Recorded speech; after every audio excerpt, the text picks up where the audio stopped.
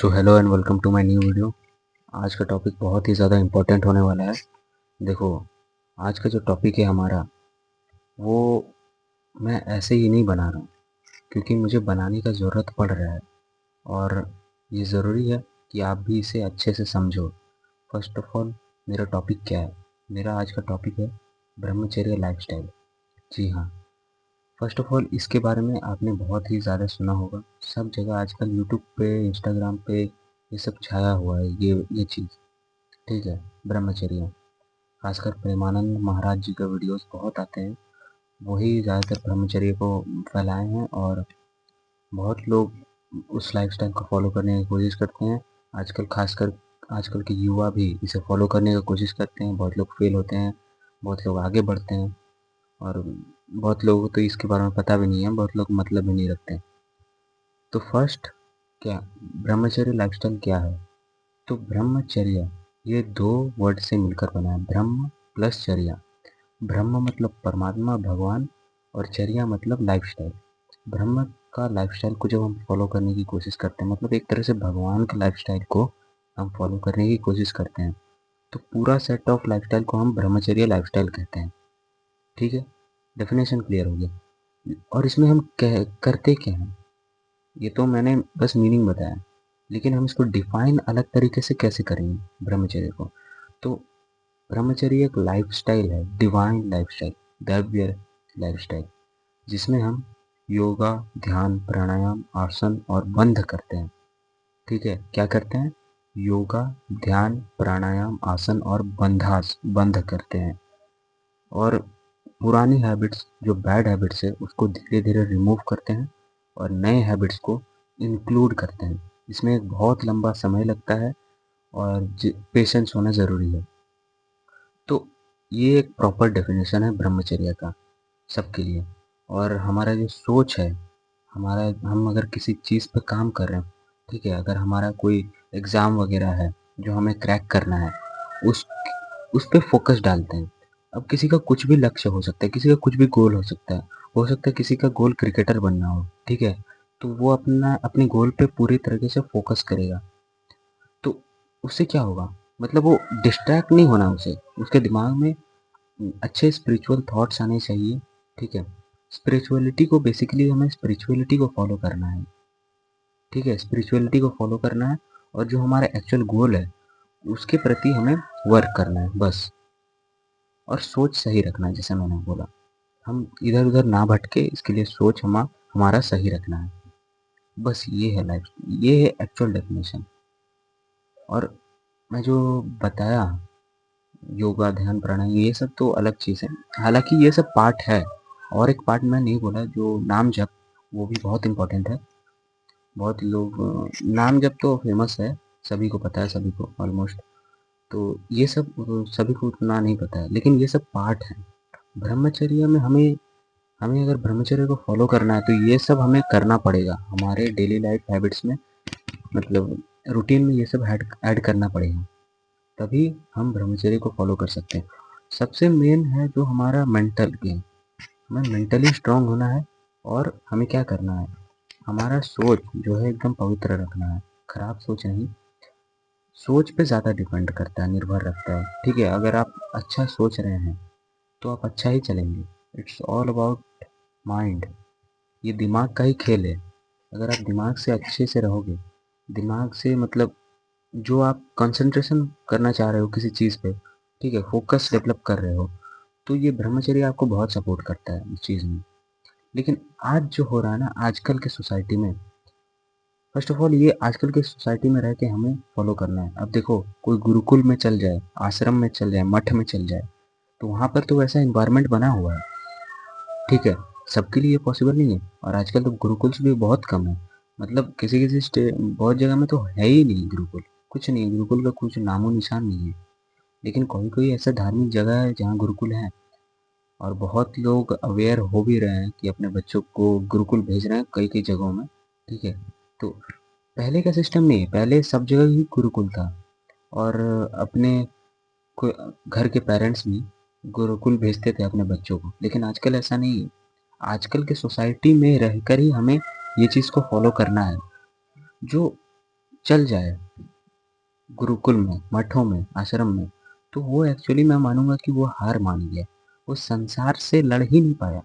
हालाँकि ब्रह्मचर्य में ये शक्ति डेवलप करना पड़ता है कि उसका आत्मशक्ति बढ़े, ठीक है? उसका संकल्प शक्ति बढ़े, चाहे कुछ भी हो जाए मुझे करना है। सोसाइटी में रह के ही क्यों ना भले करूँ, मुझे करना है। ये वाला जो होता है ना पावर माइंड में, ये भी डेवलप करना पड़ता है और ये भी होता है। तो सोसाइटी आप छोड़ के चले ही गए, ठीक है? हिमालय में, पर्वतों में या फिर आश्रम मठ में आप चले गए, तो क्या फ़ायदा होगा?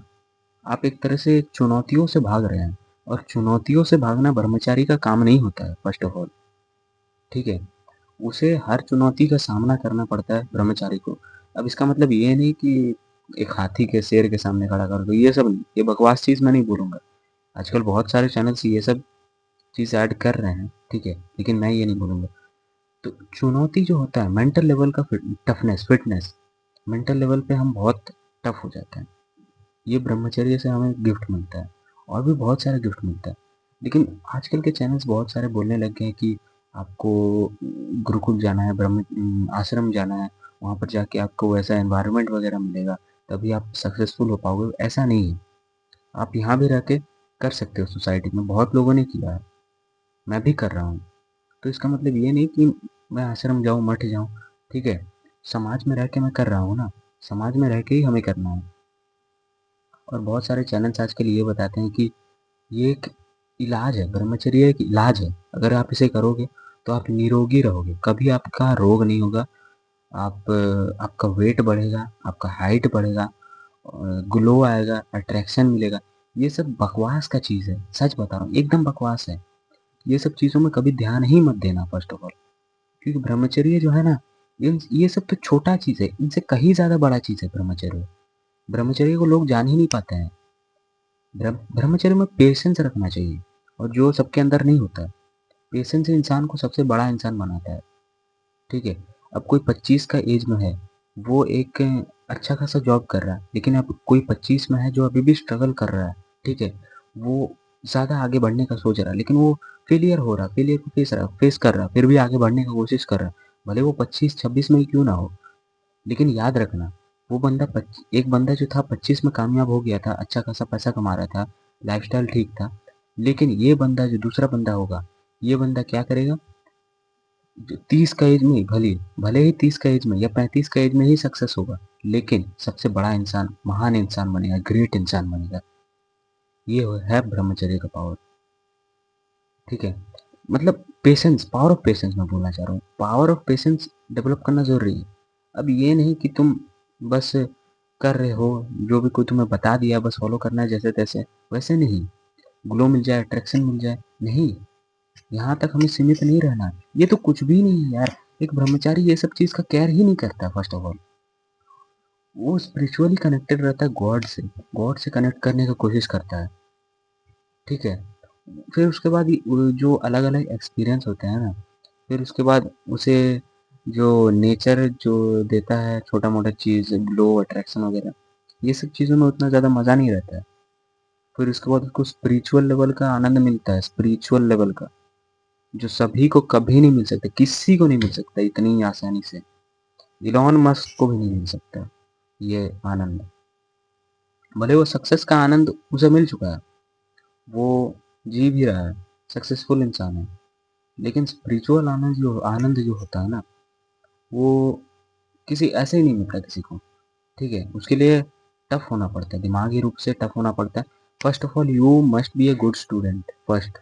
अगर आप गुड स्टूडेंट नहीं हैं, तो आपके अंदर वो क्वालिटीज़ सब डेवलप नहीं है जो एक गुड स्टूडेंट के अंदर होता है, जो एक फ़ोकस होता है, डिटर्मिनेशन होता है, वो एक गुड स्टूडेंट में पाया जाता है, ठीक है? पहले से पाया जाता है और उसे कुछ भी अच्छा चीज़ सिखाओ तो वो सीख जाता है तुरंत और उसे फ़ॉलो करता है। वॉच, लर्न एंड अप्लाई वाला चीज़, यही आपको करना है। मैं जो ये सब बोल रहा हूँ, मैं खुद नहीं बोल रहा, मैं भी सीखा हूँ। कहीं एक गुरु, मतलब मान लो किसी को भी गुरु, ठीक है? और तुम्हें खुद का दिमाग भी लगाना पड़ता है कि तुम किसको मानोगे, किसका बात पे चलोगे, ठीक है? किसके लाइन पे चलोगे, ये तुम्हें खुद भी डिसाइड करना पड़ता है। ऐसा नहीं कि कोई भी इंसान आ गया और बस बोल दिया राम राम जपो ही जपो, तो इसका मतलब ये तुम जपते रहोगे क्या? नहीं ना, नहीं नहीं जपना। देखो वो एक पार्ट है, चैंटिंग एक पार्ट है। तो इसका मतलब ये थोड़ी ना कि तुम राम राम ही बोलो और कुछ करो ही ना, ऐसा नहीं ना। ये एक पार्ट है और हमें इस पार्ट को भी कवर करना है। और रही बात गुरु, ये आजकल के सोसाइटी में नहीं है, तो आप ही को मेंटेन मैनेज करना पड़ेगा, या फिर गुरु नहीं तो यूट्यूब पे एक से एक वीडियो है, बहुत सारे चैनल्स हैं जो सच सच इन सब चीज़ों के बारे में बताते हैं। आप एक जन को पकड़ो, एक आध जन को पकड़ सकते हो, मैं तो बोल रहा हूँ एक ही जन को पकड़ो सही में, फिर उसको खोजते रहो। उससे रिलेटेड देखो, ब्रह्मचर्य एक सागर है, समुंदर है।